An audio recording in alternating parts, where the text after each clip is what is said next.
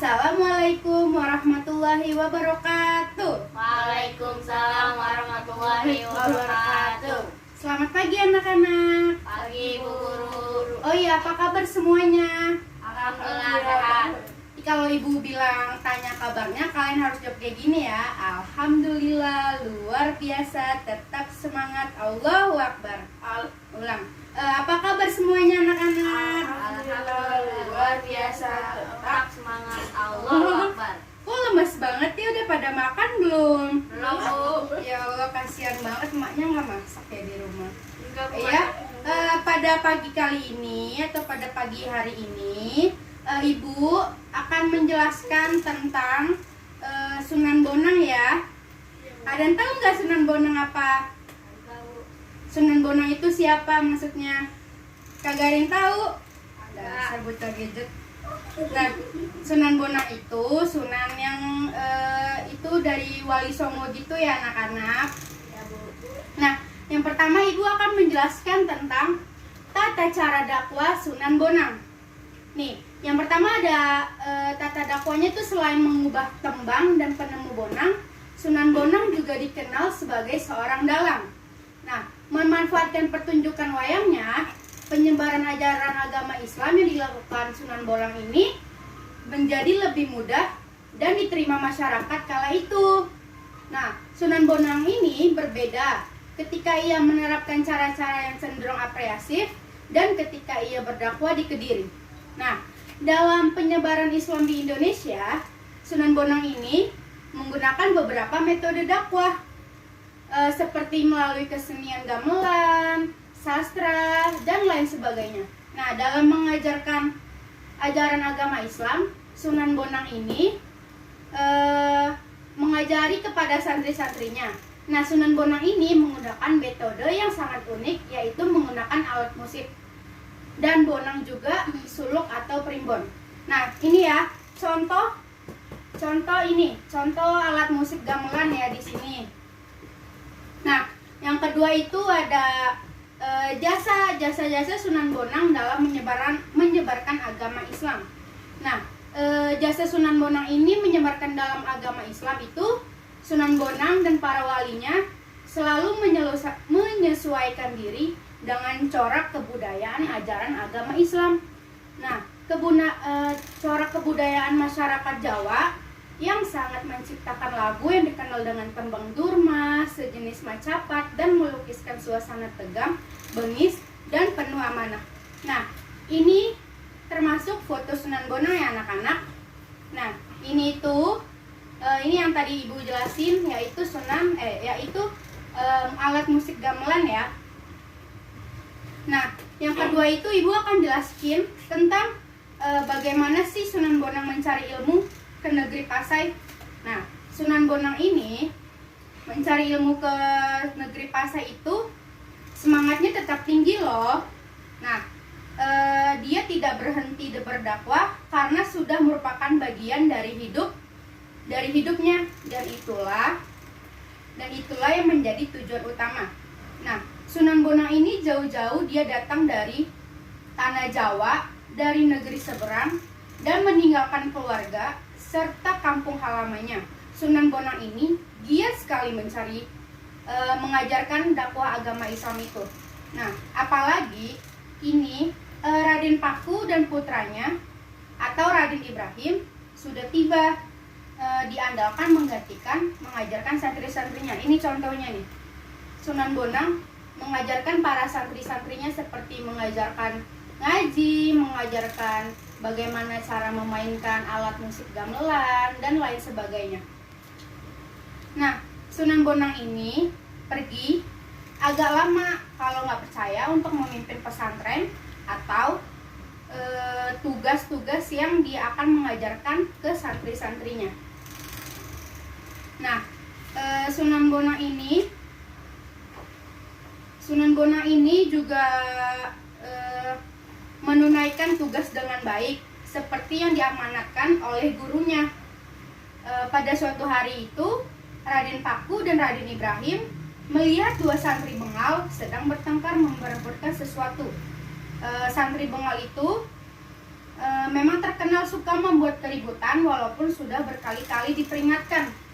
Karena kesal, Raden Paku dan Raden Ibrahim lalu memanggil mereka berdua, kemudian disuruh untuk berkelahi. Nah, perkelahian ini baru dihentikan setelah masing-masing kelihatan lelah dan wajahnya penuh memar. Sejak itu, kedua santri bengal ini menjadi jerah atau marah. Nah, mereka tidak lagi suka berantem dan bikin onar di antara para santri lainnya. Sunan Bonang ini berarti mengajarkan santri-santrinya itu dengan baik dan benar, dan mengajarkan ajaran agama Islamnya juga dengan baik dan benar. Nah,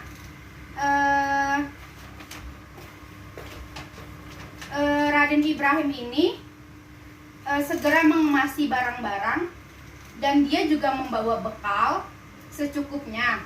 Sebelum berangkat dari Gresik, Raden Paku ini diajak mampir terlebih dahulu ke rumah ibu angkatnya Nyai Gede Penteh. Ia merasa kagum menyaksikan rumah Raden Paku. Nah, karena sebuah rumah joglo yang megah, lengkap dengan sejumlah para botan yang mahal harganya. Nah, Raden Ibrahim ini kagum melihat rumah joglo itu. Nah, di sini juga ada ini ya, tempat Sunan Bonang mengajarkan, tempat Sunan Bonang ini tata dakwah di sini tempatnya. Nah, ini juga ada Sunan Bonang yang mengajarkan santri-santrinya. Haus dah bang. Baik, ibu selanjutnya akan menjelaskan tentang sifat bijak dan luasnya Sunan Bonang dalam berdakwah.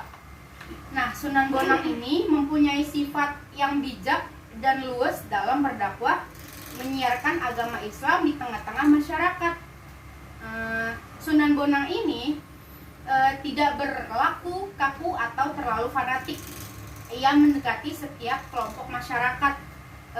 Seperti halnya kayak kita, Sunan Bonang ini kayak mendekati masyarakat untuk menyebarkan agama Islamnya gitu loh. Nah, kepada para ulama menggunakan bahasa ulama, dan kalau kepada para bangsawan, Sunan Bonang menggunakan bahasa bangsawan. Kalau kepada rakyat jelata juga dengan menggunakan bahasa rakyat. Demikian seterusnya.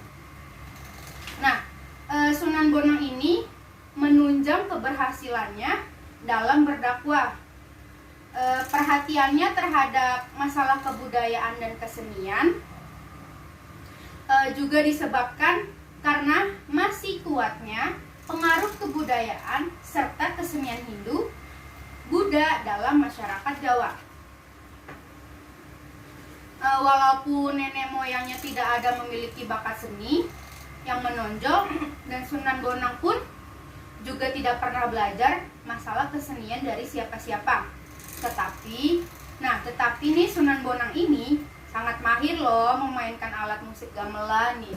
Sunan Bonang ini sangat mahir sekali memainkan memainkan alat musik gamelannya. Nah, bahkan Sunan Bonang sanggup loh mengubah beberapa gending. Tahu gending nggak? Tahu kan, kayak gendang gitu. Mengubah beberapa gending atau nyanyian yang berisi akidah, ibadah, akhlak, kisah para nabi, dan lain sebagainya. Nah, Sunan Bonang ini juga selalu menceritakan dongeng-dongeng rakyat kepada para santrinya atau kepada para masyarakat sekitarnya. Nah, dari sekian banyak gending, yang paling terkenal itu sampai sekarang itu adalah gendingnya itu yang berjudul Dharma dan Tombu Ati. Tahu lagu Tombu Ati nggak? Ya, kalau nggak tahu ya udah, ibu juga sedikit tahu lagu Tombu Ati itu. Nah, kalau misalkan Sunan Bonang lagi memainkan ciptaannya atau iringan musik gamelan ini,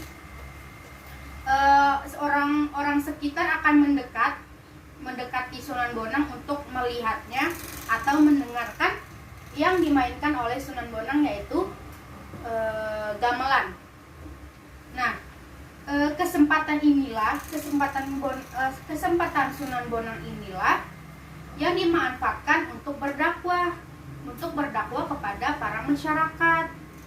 Nah, sehingga Sunan Bonang itu tidak heran jika waktu dari waktu jumlah santri dan pengikutnya mengikuti cara-cara yang diajarkan oleh Sunan Bonang.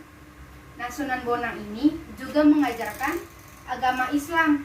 Dia tidak menggunakan cara-cara yang memberatkan atau menakuti-nakutinya.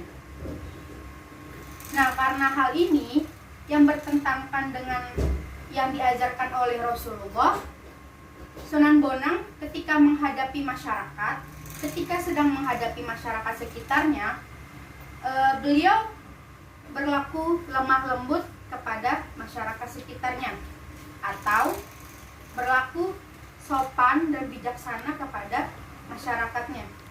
Nah, Sunan Bonang ini sadar bahwa tugas utama seorang pemimpin agama itu seperti dirinya adalah berdakwah.